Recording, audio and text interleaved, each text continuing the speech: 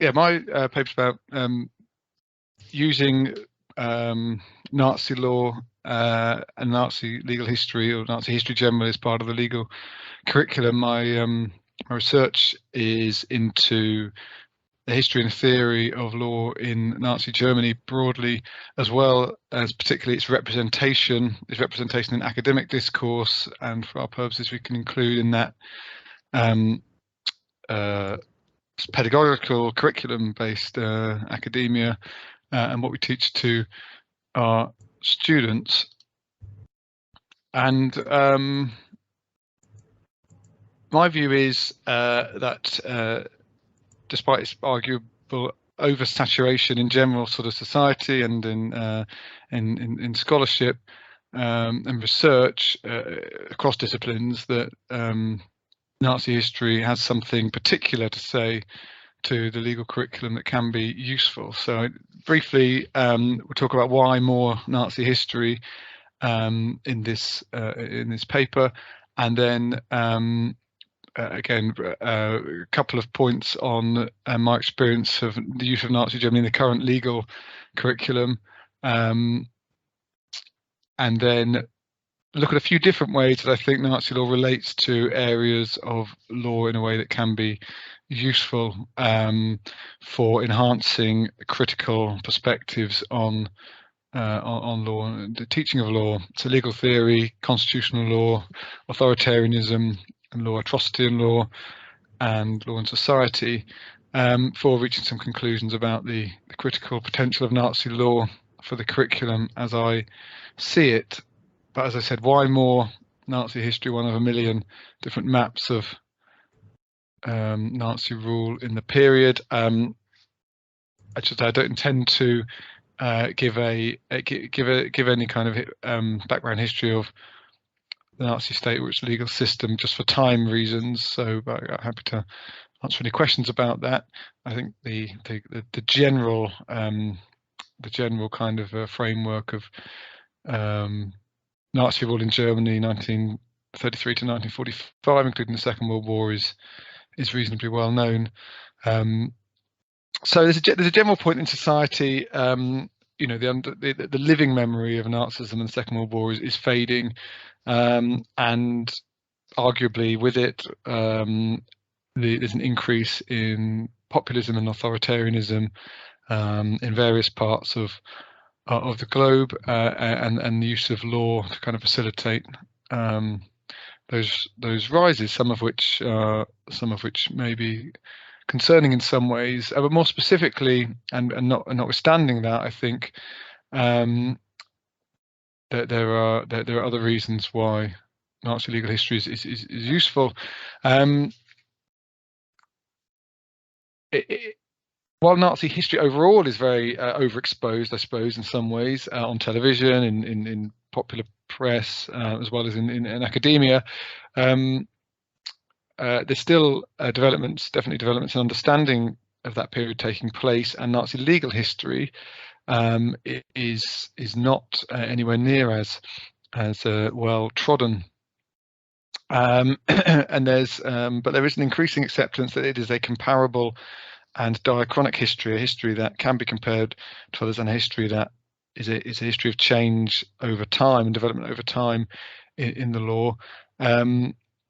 And these things weren't always, especially its comparability and its connection to what went before and what comes after, weren't always readily accepted because of its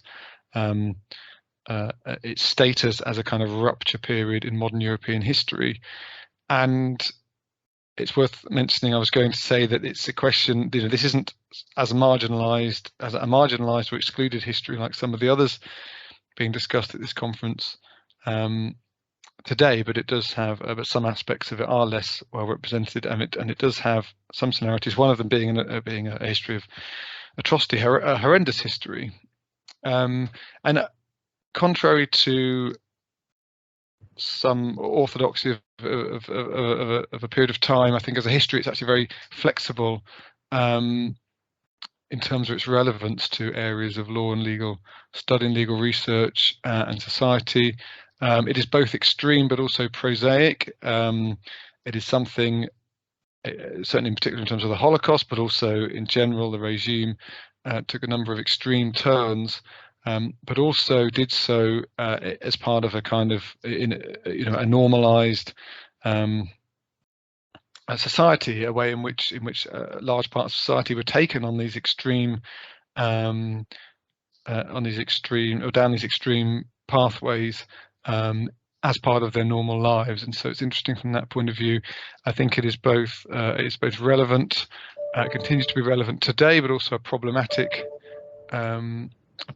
history, one that is worth questioning and re-questioning, and has been questioned and re-questioned over the decades. Oops, moved on a bit quick there. And I think it intersects with law in numerous ways and crucially reveals something about the law. My argument is it reveals something about the law that isn't always that evident in when looking at so-called ordinary legal systems. So in the current legal curriculum, I think there are specific in the Anglo-American world law and the Holocaust modules. They're very often where they exist on postgraduate courses, and there are reasons for that. And often, again, they focus on law's response to the Holocaust. There's something about, I don't know, maybe Nazi judges in the Nazi period or something like that, but most of it is done through looking at the war crimes trials. So, for example, the Nuremberg Military Tribunal's trial of the Nazi legal system.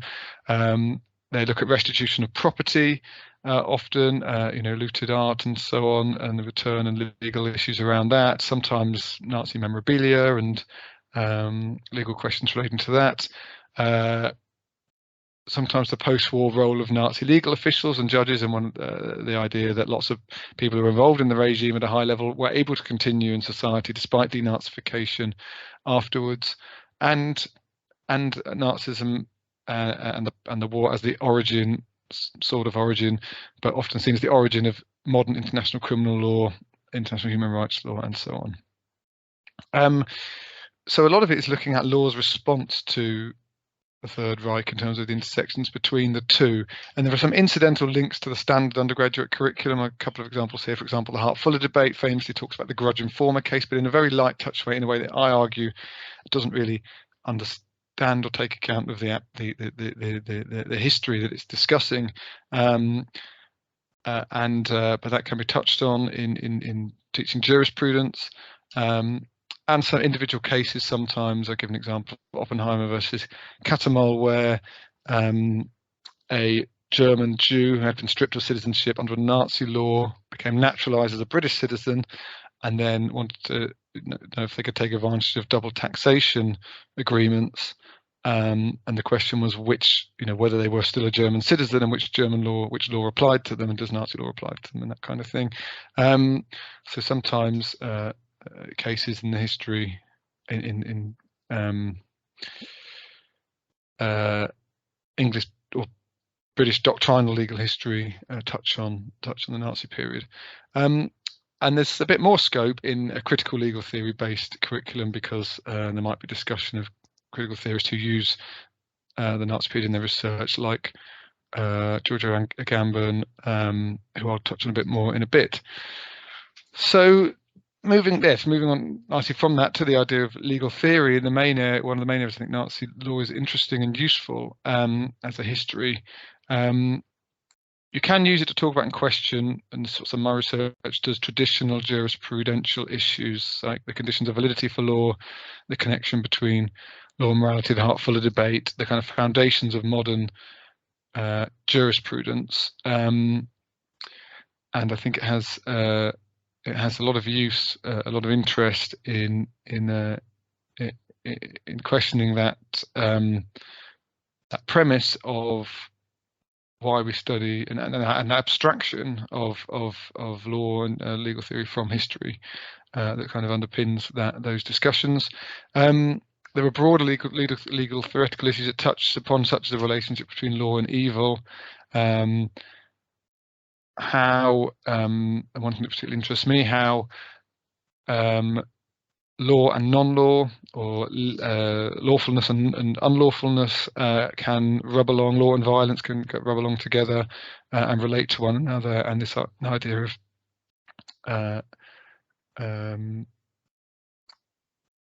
Ernst Frankl and the dual state, which has been brought back more recently to think about sort of authoritarian law, and something that can be touched upon, Zygmunt Bauman's idea of modernity and the Holocaust, and the Holocaust is the modern phenomenon, and how law fits in and relates to that can be discussed, as well as some of those critical theory ideas. So the work of Giorgio Agamben on the camps and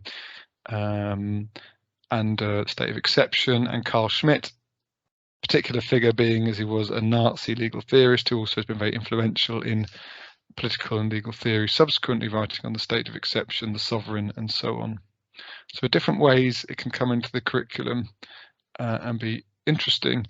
Public law is one I touch a bit more on. There's the idea of Nazi criminal law. Nazi criminal law is the area of Nazi law that has received the most academic attention, but I think, and that may be more relevant to teaching law in Germany or a civil legal system, and there's more recognition now of the kind of through line, but before and after and through the Nazi period. But I think it really raises an interesting question of rupture and continuity in law, and when law changes, when law stays the same, and how law is used to discriminate against or work against certain groups, and the historical sort of antecedents for that. There's the issue that often doesn't come out, I think, in constitutional law courses of emergency law and state of emergency, which I think is particularly pertinent at the moment because of emergency responses to the COVID pandemic and other emergency environmental and others that are happening around the world. And really is an interesting, an emergency law was used by the Nazis famously to take power, but where is, what is a good emergency law? How can it be protected from exploitation, and so on and so on?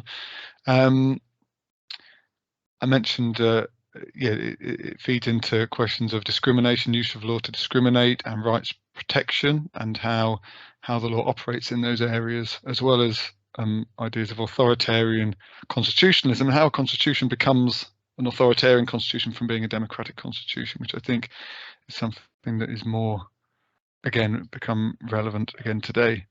Building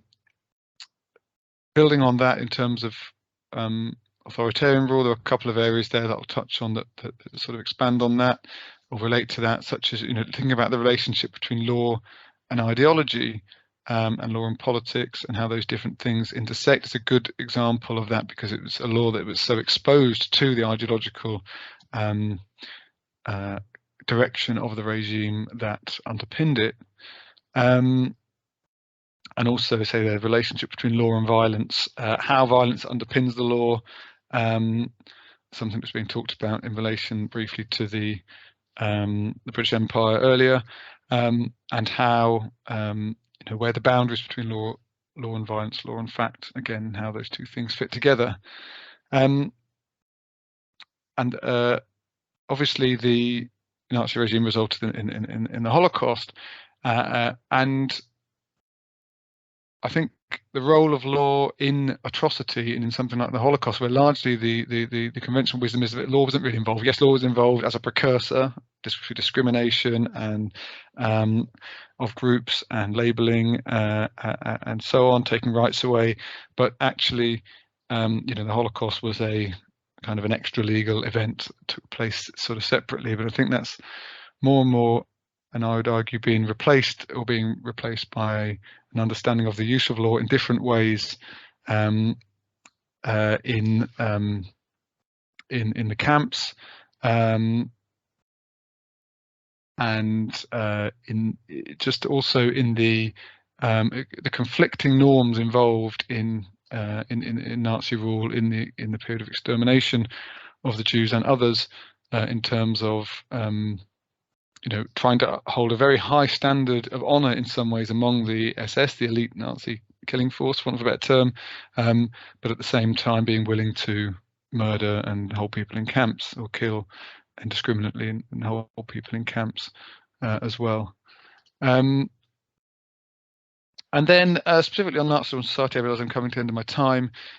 We do have a module W340, a level 3 third year module on law, society and culture, which has a block at the moment at the Open University with a case study on Nazi Germany that covers some issues around law and language and the use of language, the open textured nature of language in Nazi law, and law and symbol, and looking at the swastika and how the symbolic function of the swastika and other things relating to the law, and how that relates to other areas like mass psychology, propaganda, and looking at cultural property and both Nazi idea of art and architecture and the use of law there, and the war on modern art and the Bauhaus movement and so on. So again, some interesting cultural, interdisciplinary and cultural law and society and culture